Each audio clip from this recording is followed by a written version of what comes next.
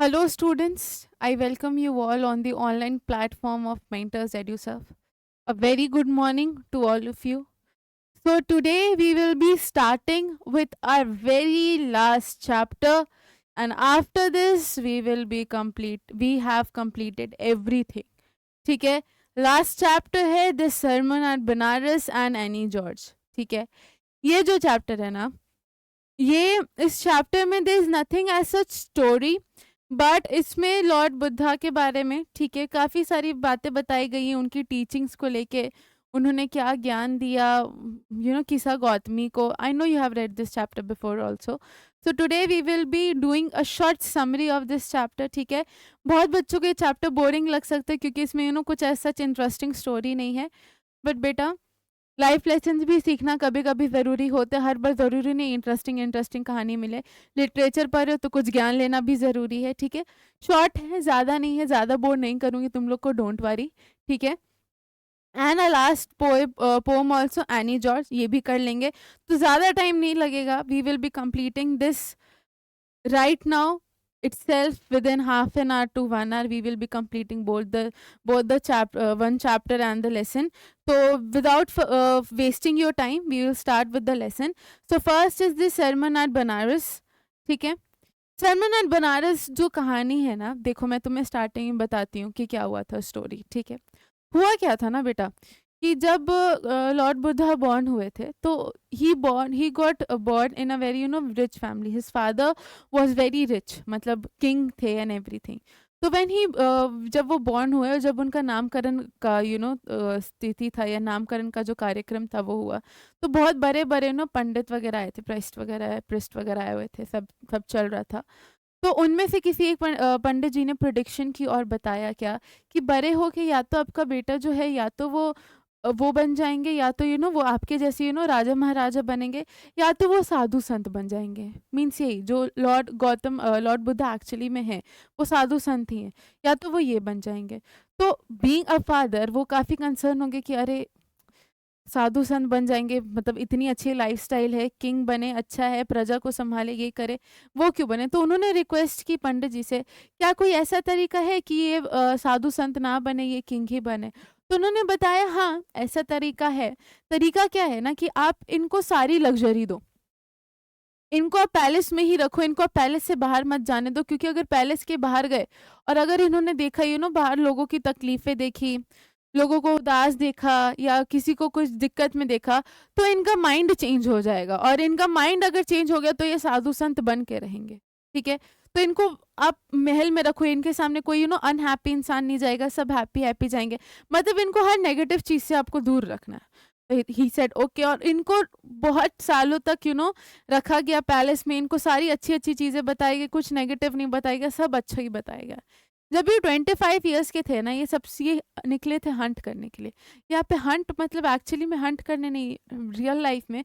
वो एक्चुअली में निकले थे ना कि सवारी के लिए प्रजा देखने के लिए बाहर क्या चल रहा है क्या नहीं उसके लिए वो निकले थे लेकिन बुक में हंट लिखा है तो तुम लोग हंट ही लगाना ठीक है तो एक्चुअली में वो हंट के लिए निकले थे हंटिंग के लिए निकले थे तो जब वो निकले तो पहली बार वो निकले ठीक है उन्होंने देखा बहुत सारी चीज़ें देखी जो कि नेगेटिव थी उन्होंने देखा कि एक बूढ़े इंसान है जो बीमार है ही कांट वॉक एक इंसान है जो झुक के चल रहा है तो उन्होंने अपने सैनिक से पूछा ये सब क्या है तो उन्होंने बोला we are not allowed to tell you such things तो उन्होंने बोला कि I am giving you other you have to tell me कि ये सब चीज़ें क्या हैं तो उन्होंने बोला कि ये सब ना एक्चुअली में ना मतलब ये लोग इनकी तबीयत खराब है कहते हैं तबीयत खराब है मतलब बीमार है मतलब ये क्या होता है क्योंकि लॉर्ड बुद्धा को तो कभी बताया ही नहीं गया ना कि ये सब नेगेटिव चीज़ें क्या होती हैं तो उन्हें सारी चीज़ों को जब पता चला तो on the same day he decided कि वो ये सब छोड़ के वो एक साधु संत बनेंगे वो इन सब की सेवा करेंगे जितना हो सके उतना ठीक है तो उसी रात में ही वेंट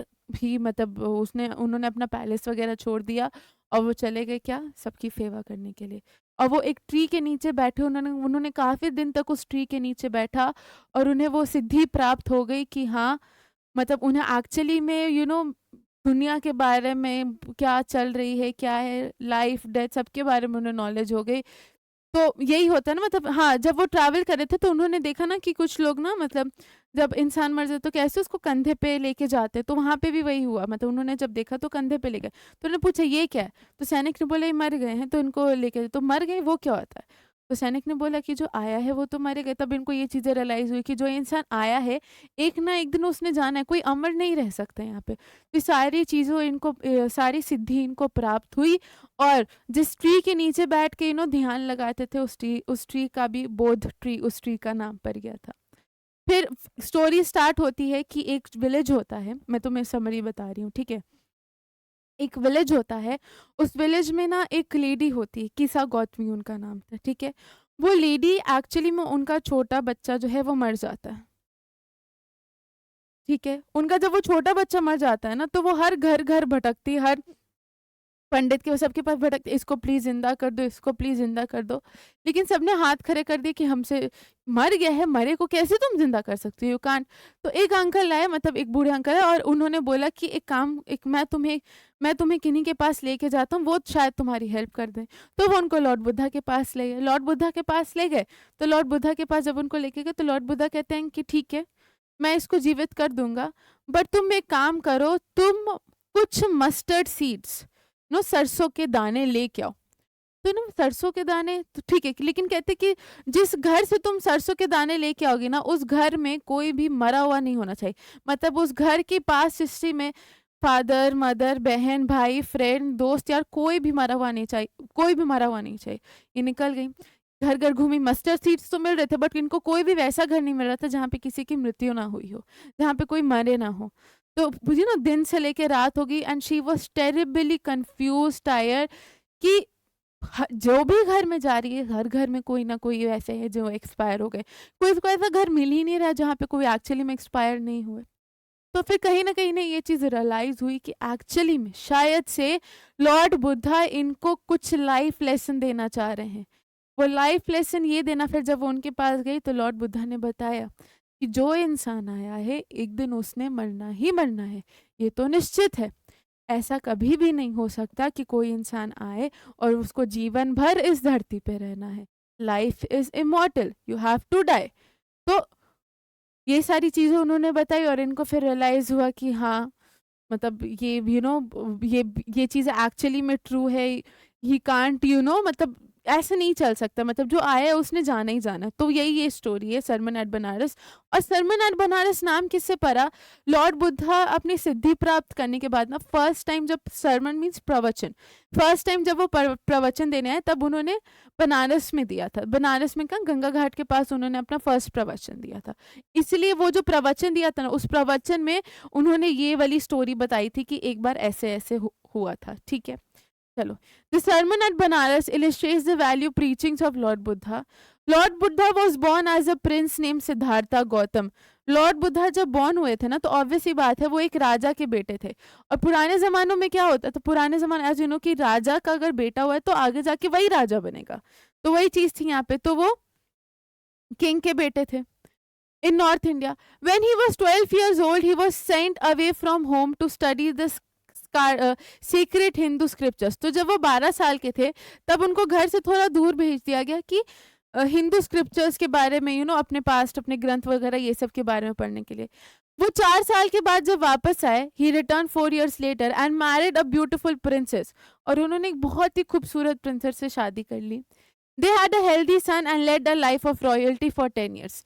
मतलब उनके जो सन थे वो काफ़ी हेल्दी थे, और उन्होंने 14 साल तक अपनी लाइफ 10 साल तक लाइफ के बहुत अच्छी बनाई। तो मतलब जब वो 12 साल के थे तब वो भेज दिए गए कहाँ पे, हिंदू स्क्रिप्चर्स पढ़ने के लिए। वो 4 साल के बाद आए, मतलब कि जब वो 16 साल के हुए तब उनकी शादी कर दी गई और उनका एक बेटा हुआ। वो लोग 10 साल तक अच्छी लाइफ स्टाइल उन्होंने जी, मतलब वही समझ लो 26 तक, ठीक है। Being a part of royal family he was protected from the sufferings and the unpleasant happenings around the world. क्योंकि वो एक बहुत ही रॉयल फैमिली से बिलोंग करते थे, तो आसपास में जितनी भी चीज़ें हो रही है नेगेटिव है कुछ भी, तो उनको वो सब चीज़ें की भनक नहीं लगने दी करती थी। मतलब वो एकदम एक प्लेजेंट खुशहाल वाली जिंदगी जी रहे थे। One fine day when he went out hunting, एक दिन जब वो बाहर गए, the prince met an ailing man, एक एलिंग मैन, एक old man and a funeral funeral procession and a monk begging for alms. तो उन्होंने देखा कि जब वो हंटिंग पे गए तो उन्होंने देखा कि एक बूढ़ा व्यक्ति, एक ऐसे झुका हुआ व्यक्ति, और उन्होंने एक देखा कि किसी की वो लेके जा रहे हैं अंतिम संस्कार के लिए, और फिर उन्होंने देखा कि एक मॉन्क है जो भिक्षा माँग रहे हैं। He was moved by the encounters, वो एकदम मतलब, क्योंकि उन्होंने ये सारी चीज़ें पहले कभी नहीं, जैसे हम लोग ने देखा है पुअर्स कैसे तुम लोग चले जाओ कहीं पे खाने के लिए, कैसे छोटे-छोटे बच्चे आ जाते हैं।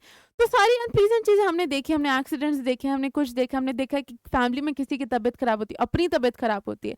सब चीज़ें हमने देखी है, बट इन्होंने कभी कुछ ऐसा देखा नहीं। And soon he left royalty and began to seek enlightenment for all the sorrows that he witnessed. तो इन्होंने उसी दिन डिसाइड कर लिया कि ये सब मोह-माया से मैं दूर होना चाहूँगा, और मैं ये सारी चीज़ों के प्रति काम करना चाहूँगा कि ये सारी चीज़ें क्यों होती हैं, इसको ठीक कैसे किया जाए।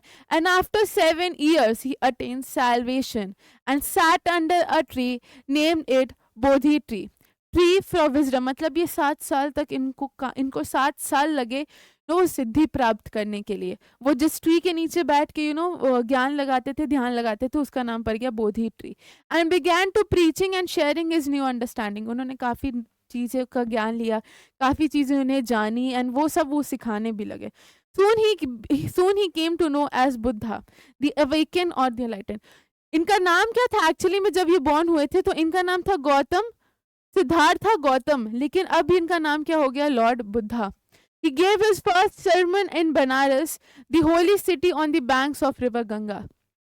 तो उन्होंने अपना पहला प्रवचन जब दिया था, साधु संत क्या करते हैं एक्चुअली में, प्रवचन ही देते, उन्होंने अपनी पहले प्रवचन दिया, वो कहाँ दिया था, गंगा रिवर के पास में। In one of his sermon he taught about a lady. उन्होंने एक लेडी के बारे में बताया, किसा गौतमी, ठीक है, उनका नाम किसा गौतमी था, whose only son had died। उनका एक लौता बच्चा था जो मर चुका था।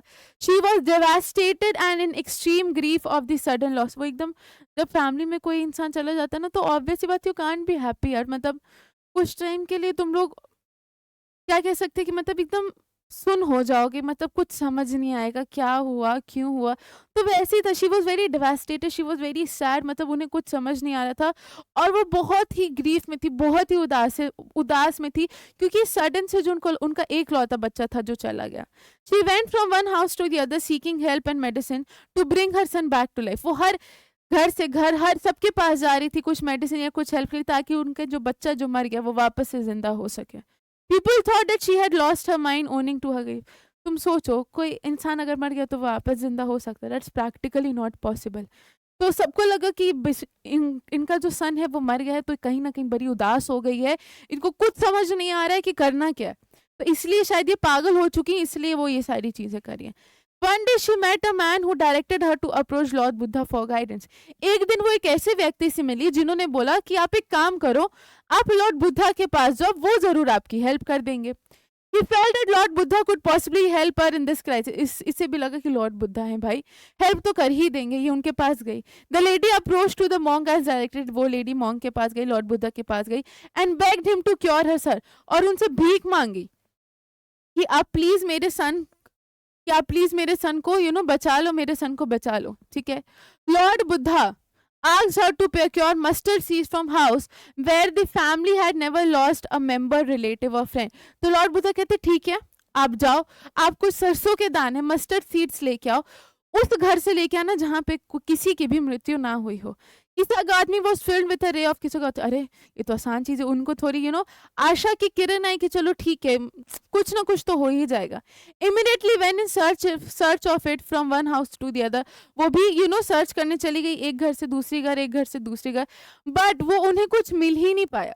वो उनको मस्टर्ड सीड्स तो आसानी से मिल रहे थे, बट उन्हें वो घर नहीं मिल पाया कि जहाँ पे किसी का मृत्यु नहीं हुई हो, ऐसा सच कुछ। She felt disheartened and finally realized। उन्हें बहुत बुरा लगा, उनका दिल टूट गया, लेकिन उनको उस टाइम पे ये चीज रियलाइज हो गई क्या, how selfish she had been। वो कितनी सेल्फिश थी कि desperately that man is mortal being। mortal being मतलब क्या, all who come to earth have to leave। जो भी इस धरती पे जन्म ले रहे हैं, they all have to leave behind all the relations and belongings when they die. जो इंसान इस धरती पे जन्म दे ले रहा है, जब वो मरेगा तब उसको अपने सारे रिलेशन, सारे बिलोंगिंग, जितने भी मोह माया, सब उसको छोड़ना ही पड़ेगा। This was the lesson that lord Buddha taught her and wanted her to understand that life and death are the cycles of universe. Lord Buddha ने उसको समझाया, जीवन और मृत्यु एक साइकिल है, जो आया है उसने जाना ही है, और ये साइकिल चलता रहता है, और ये हर इंसान के साथ होता है। And one no one can escape it, और कोई भी इस चीज से भाग नहीं सकता। कोई जितने भी पैसे कुछ भी कर ले, एक लाइफ साइकिल होती है हर इंसान की। मैक्सिमम लाइफ साइकिल इज, कोई 60 में डाई हो रहे हैं, कोई 70, 80, 90, कोई 30, 40 में भी डाई हो रहे हैं। तो एक लाइफ साइकिल है, जो आया है वो तुम्हारे साथ लाइफ टाइम के लिए नहीं रह सकता है, वही यहाँ पे बताया गया। ठीक है। Lord Buddha taught a valuable lesson to all that feelings of sorrow and grief only illustrate man's suffering and pain. It deteriorates that one health and oneness is the current situation. ये कहते हैं ये सारी चीजें ठीक है, लेकिन अगर हम अपनी हेल्थ को खराब कर लेंगे ना, तो सिचुएशन और ज्यादा वर्स हो जाएगी यहाँ पे। Therefore, a wise person is one who is completely aware of how Mother Nature functions and must not lose hope. तो यहाँ पे कहते हैं कि एक वाइज इंसान, एक अच्छा व्यक्ति वही है जिसको ये चीज रियलाइज हो जाए कि मदर नेचर कैसे काम करती है। इसने आना है तो जाना है, और होप लूज नहीं करनी, आशा लूज नहीं करनी। And remain in constant grief for something that is bound to happen. It is only then one can enjoy life and stay happy and blessed. तो हमें कहीं ना कहीं यहाँ पे बोला गया है कि हमें उस चीज में नहीं रहना कि अब हम लोग ये ना, अब हम लोग आए हैं, कुछ साल बाद तो हम लोग मर जाएंगे, ये तो उस ग्रीफ में नहीं रहना। उस ग्रीफ में रहेंगे तो वो अच्छी बात नहीं। हमें कहीं ना कहीं लाइफ को एंजॉय करना है, जिस मोमेंट में हम लोग उससे एंजॉय करना, अपने आप को ब्लेस्ड मानना है कि अभी तक you are fit and fine, you have a shelter, everything is going good. तो यहाँ पे उन्होंने काफी टीचिंग्स काफी उनको बताया, किनको, किसा गौतमी जी को। ठीक है। तो आई होप ये सिंपल सा चैप्टर था, ज़्यादा टफ नहीं था। हाँ, कुछ इसमें भाषण वाली चीज़ें थी जो शायद तुम्हें पसंद ना आई हो। ठीक है, बट चैप्टर है बेटा, चैप्टर है तो पढ़ना तो पड़ेगा ही एट एनी कॉस्ट। बिन पढ़े तो काम चलेगा नहीं, है ना। तो we'll start with the question answers. ठीक है, क्वेश्चन आंसर हम लोग स्टार्ट करते हैं। अब देखो बाबू, जो इसमें क्वेश्चन आंसर्स है ना, वो भी कुछ ऐसे ही, मतलब इस क्वेश्चन आंसर्स में you can't just right proper answers. इसमें तुमको कुछ इधर उधर की बातें भी लिखनी पड़ेंगी। इधर उधर की बातें लिखनी पड़ेंगी मतलब क्या, कि तुम्हें कुछ लाइफ लेसन या अपने वर्डिंग में भी लिखना पड़ेगा। ठीक है।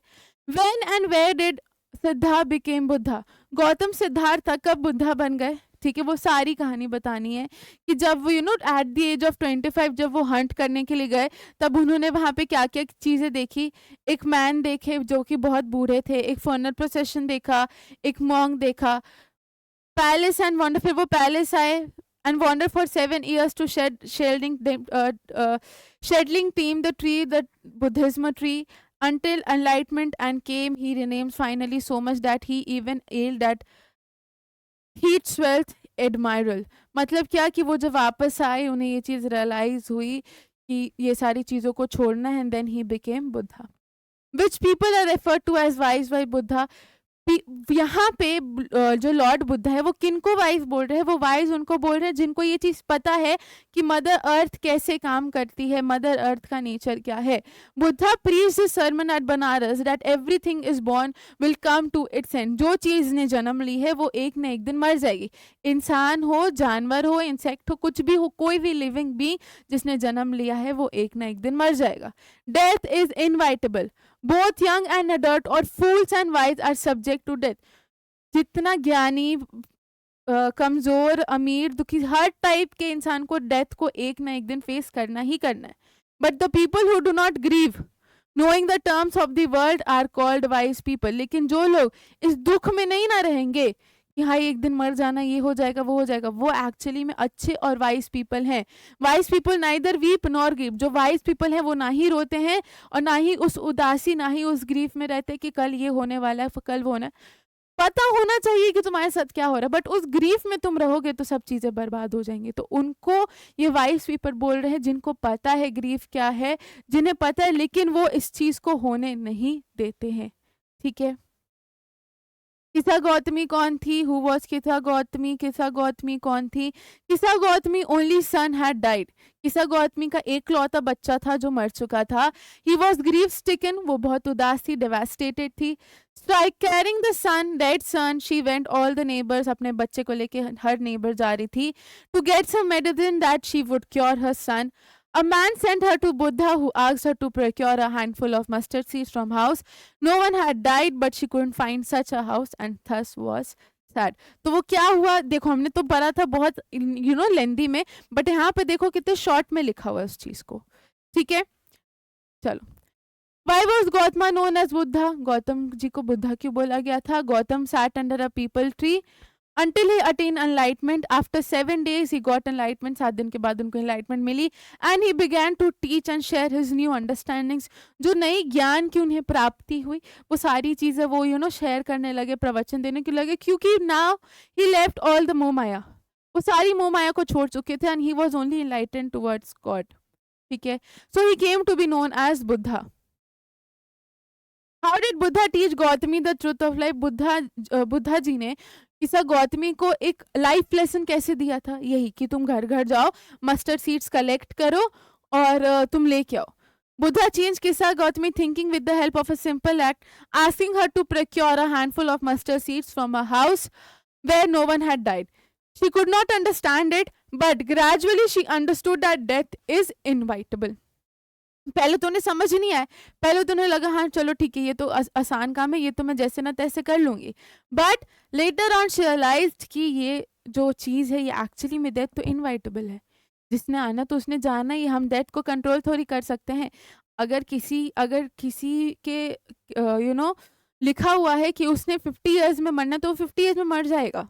अगर किसी में लिखा है कि वो 90 साल तक रहेगा, तो 90 साल तक रहेगा. तो ये चीज़ इनवाइटेबल है, that can not B predicted also. Describe the life of Gautam Buddha before enlightenment. तो गौतम बुद्धा की लाइफ कैसी थी जब तक उनको वो सिद्धि प्राप्त नहीं हुई थी, इससे पहले उनकी लाइफ कैसी थी? अच्छी खास. Buddha was early a prince, lived in luxury life में रहते थे. When he encounter suffering, grief made him so sad and sorrowful, he renounced everything and went in search of redundance and suffering. फिर वो चले गए जब उन्हें पता चला कि एक्चुअली में ये सारी चीज़ें एग्जिस्ट करती हैं. वो 60 साल तक इधर उधर मन रहा है. Then one day he sat under a fig tree and vowed not to leave tree until he was enlightened. वो 60 साल तक मंडराते रहे, घूमते रहे. फिर एक दिन वो एक ट्री के नीचे जाके बैठे और उन्हें 7 दिन में फिर वो प्राप्ति मिली, वो सिद्धि मिली कि हाँ, now he can get that enlightenment and now he can give his new understandings and teachings to everyone. ठीक है, to seek peace one has to draw out arrow of laminations. ठीक है, state to values projected through out the statement. यहाँ पे बोला गया no laminating can bring someone dear and near ones back to life. कुछ भी करने से किसी के डियर एंड नियर वापस लाइफ नहीं आ सकते. Neither they can stop ones death, ना ही किसी के डेथ को स्टॉप किया जा सकता है. Laminating tells upon ones health, he becomes sick and pale, he loses appetite and interest in life. One has to learn that death is inevitable. तुम देख रहे हो, death is inevitable, death is inevitable, mustard seed, same ही चीज हर answer में तुमको add करना पड़ रहा है.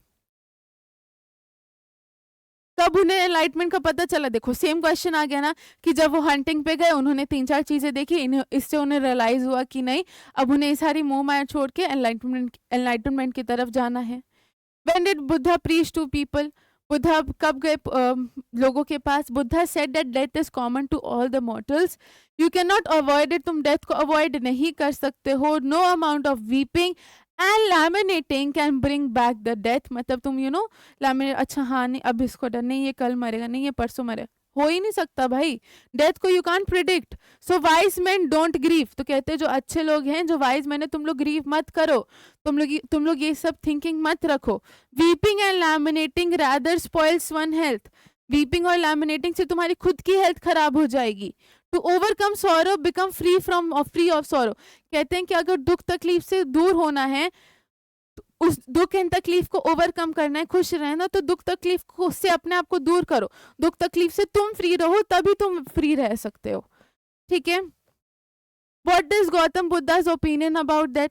गौतम बुद्ध का ओपिनियन क्या है डेथ को लेके? गौतम बुद्धा क्या कहते हैं? Buddha says that the world is a valley of death. Buddha ji ये कहते हैं कि ये जो दुनिया है ये तो वैली है डेथ की. There is a path that leads to man to immortal reality that has been cleansed for all the selfishness. Death is common to all. Death सबके लिए कॉमन है, चाहे अमीर हो, गरीब हो, पढ़ा लिखा हो, अनपढ़ हो, जो भी हो, सबके लिए कॉमन है. One who is born will die as well. जो पैदा हुआ वो एक न एक दिन मरेगा ही मरेगा. Death is इमिटेंट. डेथ जो है वो इमिटेंट है. The life of mortals in this world is troubled and brief combined with pain. I hope you are understanding कि हमें यहाँ पे आंसर्स को क्वेश्चंस को कैसे यहाँ पे आंसर करना है. ठीक है, चलो next. Who was Gautam Buddha when and where he was born? Gautam Buddha कौन थे? वो एक प्रिंस थे. कहाँ पे वो बॉर्न हुए थे? वो बॉर्न हुए थे अच्छे खासे घर में, और वो कहाँ रहते थे? नॉर्थ इंडिया में. ठीक है. किसा गौतमी वो सेल्फिश एंड ग्रीफ स्टिकन. किसा गौतमी को यहाँ पे सेल्फिश और ग्रीफ स्टिकन क्यों बोला गया है? क्योंकि किसा गौतमी का एक ही बच्चा था जो मर गया था, और वो घर ही घर घूम रही थी कि उनकी कोई हेल्प कर दे. लेकिन जब वो बुद्धा के पास गई, बुद्धा ने उनको बोला कि तुम जाओ मस्टर्ड सीड्स लेके आओ, उस घर से लेके आओ जहाँ पे कोई मरा नहीं है. वो गई बट उनको कुछ ऐसा घर नहीं मिला. She forgot that everyone had to suffer such type of loss in or his family. Death is common to all, but in her grief she became selfish. But क्योंकि वो अपने ही grief में थी, अपनी उदासी में थी, वो selfish बन गई और वो वैसी condition को fulfill करना चाह रही थी, वो वैसा चाह रही थी वो जो actually में possible हो ही नहीं सकता ना. वो क्या चाह रही थी कि उनका मरा हुआ बच्चा जिंदा हो जाए, जो कि actually में possible नहीं था. इसलिए यहाँ पे उनको grief stricken मतलब selfish और grief stricken बोला गया है. मतलब कि वो अपनी उदासी, उनके साथ जो चीज उससे वो ओवरकम ही नहीं कर पा रही थी. ठीक है. What does she ask for the second time around? Where did she get it? Buddha asked her to procure handful of seed, but put a condition that it should be procured for a family where no one that had ever taken. She went from house to house, but could not find such residents. Same question, same answer, but different type of questions. What was the sight that moved, shocked Gautama? क्या क्या चीज़ें हुई जो हमने already की हैं वही सब है कि वो निकले हंटिंग के लिए. उन्होंने 3-4 चीज़ें देखी और फिर उन्होंने डिसाइड कर लिया क्या वो ये सारी चीज़ों को छोड़ देंगे. Why did Kisa Gautami say, how selfish I am in my grief? Why did she realize, what did she realize about the faith of mankind? यहाँ पे बोला जा रहा है किसा गौतमी ने, 1 सेकेंड, यहाँ पे बोला जा रहा है कि किसा गौतमी ने ऐसा क्यों बोला कि मैं तो बहुत सेल्फिश हूँ, I am in my grief, मुझे सिर्फ अपनी ही परी है. किसा गौतमी ने ऐसे लाइंस को क्यों यूज किया यहाँ पे? What did she realize about the fate of mankind? उन्हें क्या रियलाइज हुआ about the fate of mankind. ठीक है. तो किसा गौतमी बोलती है, became very and hopeless. At last the darkness of the night brightened everywhere. She realized that she had been very selfish in her grief. उन्हें ये चीज़ रियलाइज हुई कि वो अपने ही ग्रीफ में बहुत ही सेल्फिश हो गई थी. उन्हें ये चीज़ रियलाइज हो गई कि वो अपना ही सौरो देख रही थी. Death spares none. One is born is destined to die sooner. No grieving or lamenting would bring a dead man to life. ठीक है. What did Buddha say about the mortals of the world? वही same चीज, जिसने आना है उसने जाना ही है. Those who have been born cannot avoid dying as the ripe fruits are in danger of falling. जैसे एक पका हुआ फ्रूट पेड़ से नीचे गिरने वाला, मतलब जब पक जाता तब वो गिरेगा ही. So mortals are always in danger of death. All earthen vessels and in being broken. तो यहाँ पे वो वही बताते कि जितने भी मिट्टी के बने हुए घरे हैं या मिट्टी के बने हुए यूटेंसिल्स, वो भी एक ना एक दिन टूट ही जाते हैं. सेम इंसान है, आया है तो एक ना एक दिन उसने भी जाना है. How did Siddhartha Gautam get enlightenment? Why did he name the fig tree as Buddha tree? कब उन्हें एनलाइटन मिली? सेम चीजें अगेन है. I hope you will understand the answer. Why did Kisa Gautami understand the message given by the Buddha only the second time? उनको second time में क्यों समझ आया? पहली बार जब लोग उनको समझा रहे थे तब उन्हें क्यों नहीं समझ आया? वो सन खो गई थी, वही सेम चीज है यहाँ पे. ठीक है. लेकिन the Buddha felt that she needed to enlightened about the truth of life. लेकिन बुद्धा जी को लगा कि उन्हें ऐसे समझ नहीं आएगा, उन्हें कुछ लेसन से समझाना पड़ेगा. इसलिए उन्होंने उसको बोला कि तुम एक काम करो, तुम ये सारी चीज़ें करो, लेकिन कुछ ऐसा हो नहीं पाया। वो लॉर्ड बुद्धा के पास आई और वो बोली that life in this world is troubled and filled with sorrow. He gave her example, उन्होंने एग्जांपल दिया पके हुए फ्रूट का, फिर एग्जांपल दिया क्या, जैसे मिट्टी के घर जो यूटेंसिल्स होते हैं, वैसे लाइफ के बारे में उन्होंने उनको बताया। This way he made her realize that death is unavoidable, death को कोई अवॉइड नहीं कर सकता। जैसे पेड़ से पका हुआ फ्रूट को गिरने से कोई अवॉइड नहीं कर सकता, मिट्टी के घर को टूटने से कोई अवॉइड नहीं कर सकता, same even the near and dear words can save anyone from death. कोई भी चीज किसी भी चीज को डेथ से नहीं बचा सकता है। What impression do you form of Lord Buddha after reading the lesson? तुम्हें तुम्हारे दिमाग में क्या इम्प्रेशन आया, तुम्हें क्या फील हुआ after reading the lesson the sermon at Banaras? तुम्हें क्या फील हुआ यहाँ पे ये बताना है, ठीक है। बुद्धा जो थे वो नॉर्थ इंडिया में बॉर्न हुए थे। Once he went out hunting, उन्होंने बहुत सारी चीज़ें देखी, उन्हें रियलाइज हुआ कि नहीं, अब उन्होंने सारी मोह माया छोड़ के बढ़ जाना। After attaining enlightenment he give his first sermon at Banaras, ठीक है। It reflects wisdom of suffering. He said that life of a man is short, full of troubles and pain. Man is a ripe fruit, the fruit falls and the man dies. Lag at ace of mind, one must overcome, so death and pain draw out the arrow of lamination. Buddha was wise man to make people understand the difficult concept of suffering and death. Buddha की teachings के बारे में यहाँ पे बताना है, वही teachings के बारे में यहाँ पे बताना है कि वो कैसे बॉर्न हुए, क्या क्या चीज़ें हुई, उन्होंने वो जो शॉर्ट स्टोरी सुनाई, वो सारी चीज़ों से किसा गौतमी वाली स्टोरी, और उन्होंने उससे क्या टीचिंग दी कि जो डेथ है वो इमॉर्टल है, जिसने आना है उसने एक दिन जाना ही जाना है। How does Buddha say about the life of immortals in the world? How can no one obtain the peace of mind? The Buddha preached his first sermon at Banaras. तुम देख रहे हो, एक मैंने जानबूझ के इतने सारे क्वेश्चंस डाले ताकि तुम लोग ये देख पाओ सेम आंसर को अलग अलग क्वेश्चंस में कैसे फॉर्म किया जाता है, ठीक है। डन। इसी के साथ अपना ये जो फर्स्ट लास्ट चैप्टर था वो हो चुका है फिनिश, ठीक है। Now we will be doing a last poem. बड़ी खुशी हो रही है ना, लास्ट पोएम, इसके बाद बस खत्म है ना। तो चलो, अपनी लास्ट पोएम है एनी जॉर्ज। एनी जॉर्ज क्या पोएम है, किस बेसिस पे है, क्या इस पोएम में बताया गया है, वो सारी चीज़ों को हम लोग यहाँ पे अभी डिस्कस करेंगे, ठीक है। सेम चीज़ है, पहले पैराग्राफ है, फिर एक्सप्लेनेशन है, फिर पैराग्राफ, फिर एक्सप्लेनेशन, फिर पैराग्राफ, फिर एक्सप्लेनेशन। तो ये पोएम लेंदी नहीं है जैसे वो पोएम थी, ये पोएम बड़ी शॉर्ट है, सिंपल सी है, समझते हैं। तो बोला गया यहाँ पे, never shall a young man flown into despair by those great honey coloured ramparts at your ear. Love you for yourself alone and not your yellow hair. तो देखो यहाँ पे क्या बात की गई है, देखो। In the first stanza, the poet says to Annie Georgery, first stanza में पोएट जो है वो एनी जॉर्ज यहाँ पे लड़की को बता रहे हैं कि that a young man can become sad. जो एक यंग इंसान है वो सैड हो सकता है and hopeless if you reject him. अगर तुम उसको रिजेक्ट कर दो तो वो सैड हो जाएगा, होपलेस हो जाएगा। The poet goes on to describe her beauty and says that she has such beautiful golden hair that anyone will fall in love with her. यहाँ पे बता रहे हैं क्या कि तुम्हारे इतने खूबसूरत बाल हैं, तुम इतनी सुंदर हो कि कोई भी जो है यहाँ पे तुमसे प्यार में पड़ ही जाएगा।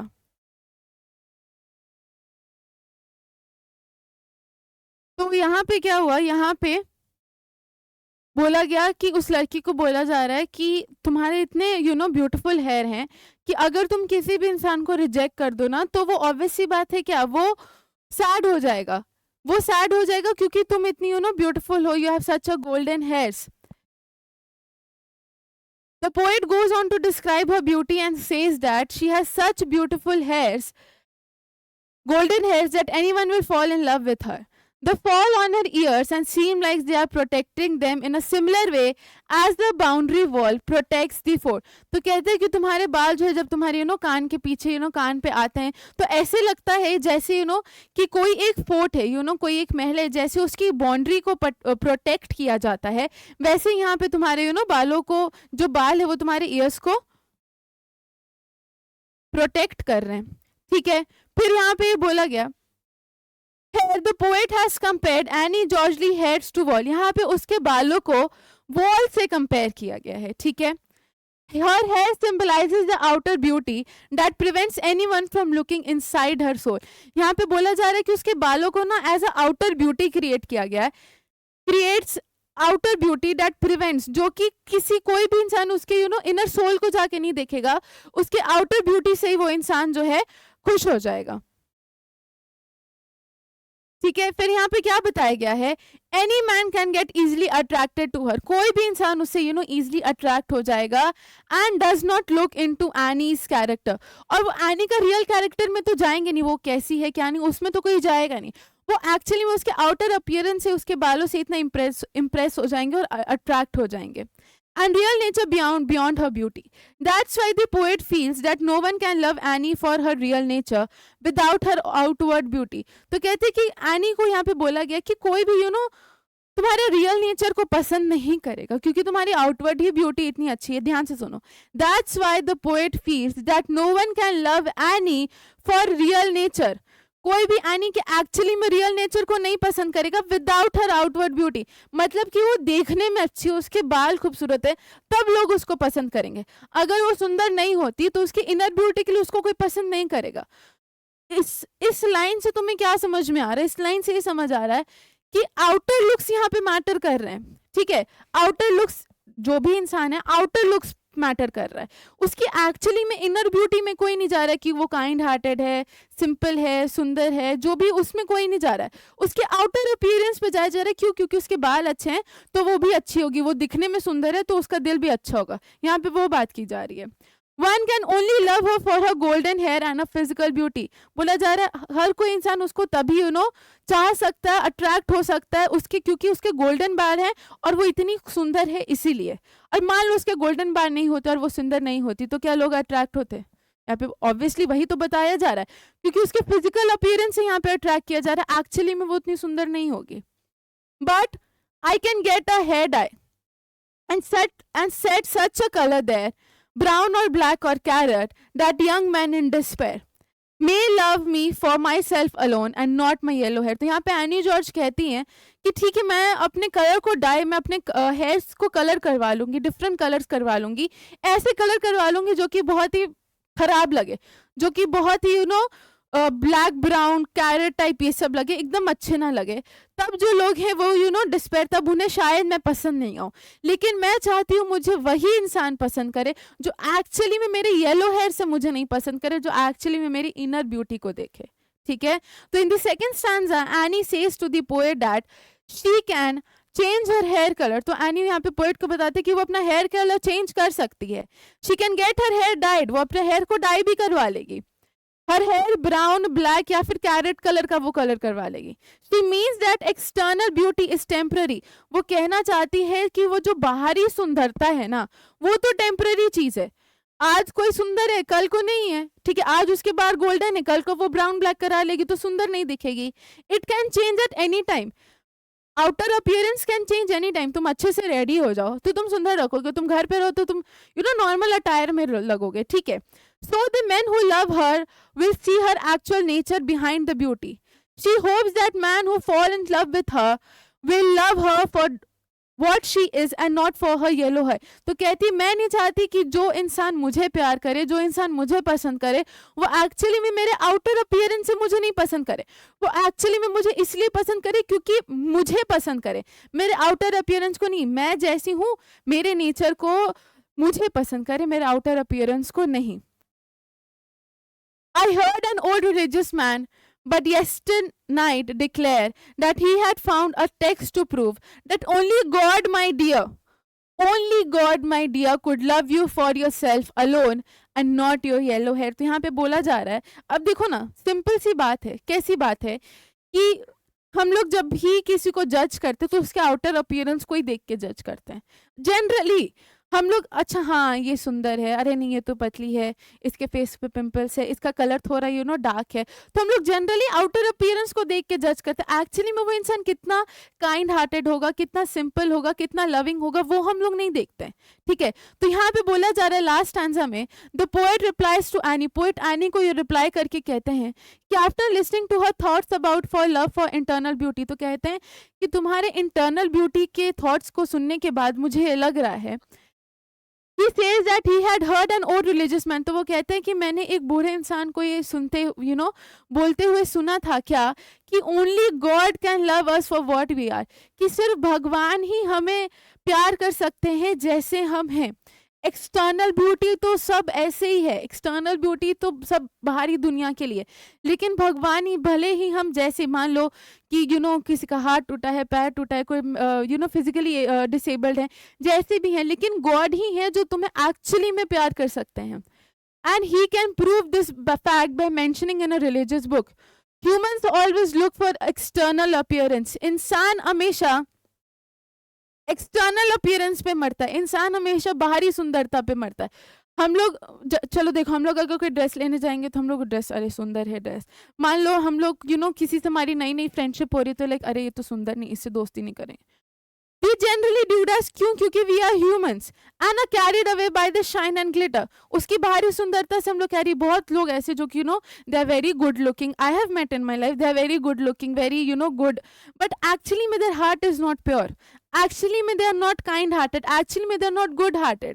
ठीक है, तो बाहरी सुंदरता पे you cannot judge everyone, they do not have a deep understanding to look into the soul of a person, only a God can do and love us for a inner quality। तो यहाँ पे बोला जा रहा है कि सिर्फ भगवान ही है जो एक्चुअली में तुम्हारी despite of your external looks, भगवान ही है जो एक्चुअली में तुम्हारी इनर क्वालिटीज को देख सकते हैं, इनर क्वालिटीज को समझ सकते हैं। तुम अच्छे हो, तुम्हारा दिल साफ है, तो ये चीज भगवान ही समझेंगे, भले ही तुम गुड लुकिंग उतने नहीं हो, बट ये चीज भगवान समझेंगे कि तुम एक्चुअली में you are a very good and a kind hearted person. ठीक है, तो आई होप ये चैप्टर ये पोएम क्लियर है। ठीक है, बहुत ही सिंपल सी पोएम थी, ज्यादा कुछ नहीं था। एक गर्ल है जो कि बहुत सुंदर है, लोग उनको कहते हैं कि तुम इतनी सुंदर हो कि कोई भी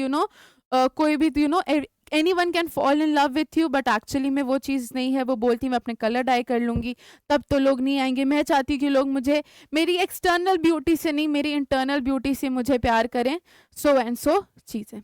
ठीक है, अब यहाँ पे आ जाता है क्या, ये हो जाता है तुम्हारा ये जो लेसन है ये हो जाता है फिनिश, मतलब ये जो पोएम है, your last poem is now finished. Now we come to the question answers. देखो जैसे इससे पहले वाले लेसन में कैसे क्वेश्चन आंसर थे, आंसर एक ही था बट क्वेश्चंस अलग अलग थे, तो तुम्हें एक्चुअली में वैसे चीज़ों वैसे तुमको क्वेश्चन से तुमको फेस करना पड़ेगा जिसका आंसर वही होगा जो तुमने ऑलरेडी पढ़ा हुआ है, बट क्वेश्चन का फॉर्मेशन विल बी डिफरेंट। ठीक है, तो इसका पहला क्वेश्चन क्या है, the young woman hair is coloured yellow, जो यंग वुमन है उसका हेयर येलो कलर्ड है, she is ready to change a hair to another colour, why would she want to do so. तो कहती यहाँ पे क्या था कि उसका हेयर तो येलो कलर का है बट वो अपने हेयर का कलर चेंज कर सकती है, क्यों वो चाह रही है अपने हेयर का कलर चेंज करना, the young woman is ready to do because she want someone to love her, वो चाहती है कि कोई उसे एक्चुअली में प्यार करे, more over she wants that someone should love her for her inner beauty, कहती मेरी बाहरी सुंदरता को नहीं, मेरी अंदर की सुंदरता को देख के कोई मुझे प्यार करे, and not for the hair of my colour, इसलिए चाह रही कि मैं अपने हेयर कलर को चेंज कर लूंगी तब क्या एक्चुअली में कोई मेरे से अट्रैक्ट होगा, तब क्या एक्चुअली में कोई मुझे समझेगा। What color is the young woman's hair? Why does she say she can change it to? Why does she want to do so? देखा, सेम क्वेश्चन को यहाँ पे रिपीट किया गया है। क्या, the young woman hair is of yellow color, वो क्यों चेंज करना चाहती है, कौन से कलर में चेंज करना चाहती है, ब्राउन ब्लैक या गोल्डन, ब्राउन ब्लैक या carrot colour, she would change the colour for her hair so that the young man in despair would love her, कहती वो अपना हेयर कलर इसलिए चेंज करना चाहती है क्योंकि कोई भी उसे आउटर अपीयरेंस से जज ना करे, she wanted them to love her for what who she was and for not for her appearance as her hair colour. ठीक है, चलो नेक्स्ट, सेंट्रल आइडिया क्या है इस पोएम का, सेंट्रल आइडिया यही है कि the poem conveys that the physical beauty may be important for some young man, physical beauty हो सकता है ज़रूरी हो कुछ लोगों के लिए और ह्यूमन बींग्स, बट जो गॉड हैं, God does not love human beings, लेकिन जो भगवान है वो इंसानों को उनकी फिजिकल ब्यूटी से जज नहीं करते, ठीक है। In this poem, the poet gives an example of a lover who loves the yellow hair of the young lady. यहाँ पे poet example देते हैं कि एक lover है जो एक lady के सिर्फ yellow appearance से उसे चाहता है, but not like the ramparts. The lady disapproved his love. What does the old religious man say? Old religious man क्या कहते हैं? यही जब poet कहते हैं कि मैंने सुना है कि old religious man ने एक बार ये कहा है कि he has found in a text, उन्होंने एक religious books में देखा है क्या कि only God could love us for ourselves alone and not for physical beauty. He is one who truly loves us. ये देख रहे हो, सेम आंसर अलग अलग क्वेश्चन के फॉर्मेट में तुमको आंसर करना है यहाँ पे, ओके। चलो next, what do you think the speaker mentioned the old religious man and the text that proves that only God can love Annie for herself alone? तो तुम्हें क्या लगता है कौन सा स्पीकर ने ऐसा क्या मेंशन किया है इस चैप्टर में, इस पोएम में कि जो गॉड ही है वही तुमको एक्चुअली में अपनी इंटरनल ब्यूटी से जज कर सकते हैं? It is so because the speaker wanted to tell Annie that her desires that men should not see her outer beauty is not going to be fulfilled. तो वहाँ पे स्पीकर इसलिए बोलते कि अगर तुम्हें ऐसा लग रहा है ना कि इंसान जो है वो तुम्हारे आउटर ब्यूटी से जज ना करे, तो ऐसा कभी नहीं होने वाला, क्योंकि वो जज करेंगे. The speaker tells her that only God can be so great as to avoid external beauty. तो कहते भगवान ही इतने महान हो सकते हैं जो एक्चुअली में तुम्हारी एक्सटर्नल ब्यूटी को छोड़ सकते हैं, एक्चुअली में तुम्हारे फिजिकल एक्सटर्नल और फिजिकल ब्यूटी को छोड़ के तुम्हारी इनर ब्यूटी को चाह सकते हैं. Man on the other hand falls for all the things that appear pretty from outside and never bothers about what lies inside. Very important line. ठीक है. The poet in the poem Annie Georgery conveys that we should give importance to the inner beauty. तो poet इस poem में बता रहे हैं क्या कि हमें इनर ब्यूटी के तरफ इंपॉर्टेंस देनी चाहिए, ठीक है, हमें इनर ब्यूटी की तरफ इंपॉर्टेंस देनी चाहिए, and not for physical experience. Explain in the reference to the poem. इस पोएम के रेफरेंस से यहाँ पे हमें एक्सप्लेन करना है. तो वही सारी चीजें हैं जो हमने अभी की, कुछ इसमें डिफरेंट था नहीं. जो पोएम की समरी है ना प्रॉपर, वही समरी को तुमने यहाँ पे लिख देना है, ठीक है, जो स्टार्टिंग से हुआ एंड तक. How right or wrong it is to judge someone on the basis of a physical appearance. तो ये देखो, ये आ गया थोड़ा ट्रिकी क्वेश्चन. अब यहाँ पे तुमको अपने वर्ड्स में आंसर देना है, ठीक है. यहाँ पे you have to answer in your own words.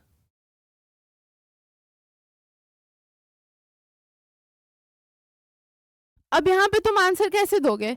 Physical experience can never give you a true account. Physical experience कभी भी तुम्हें एक्चुअली में नहीं बता सकता कि वो इंसान कैसा है.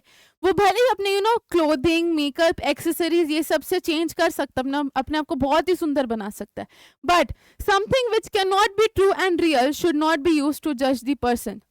लेकिन जो एक्चुअली में ट्रू और रियल नहीं है, हम लोग उसके फिजिकल एक्सपीरियंस से तो जज नहीं कर सकते. A person must be judged on the basis of his behaviour. एक पर्सन अपने बिहेवियर के बेसिस से ही जज किया जा सकता है, वो कैसा है एक्चुअली में उससे जज किया जा सकता है. This is explained by Annie in her reply to the first speaker that the beautiful hair color which attracts the men is changeable. Hence, men should not fall in love because on the basis of her color. ठीक है, तो इसी के साथ your last poem is finished. ठीक है, now बेटा, now you have completed your first book. ठीक है, सारे चैप्टर्स हमने अच्छे से कर लिए, सारे चैप्टर्स लाइन बाय लाइन अच्छे से कर लिए. Now I want you all to go by each and each chapter, each and each poem, line by line, understand the summary and do as many as internal questions as possible. Okay, all the very best bachcho. Thank you, and please study hard. Do not waste your time because it's high time now. You have your boards in few months. Do study and please take English subject seriously because it has to be taken seriously. Okay, thank you very much.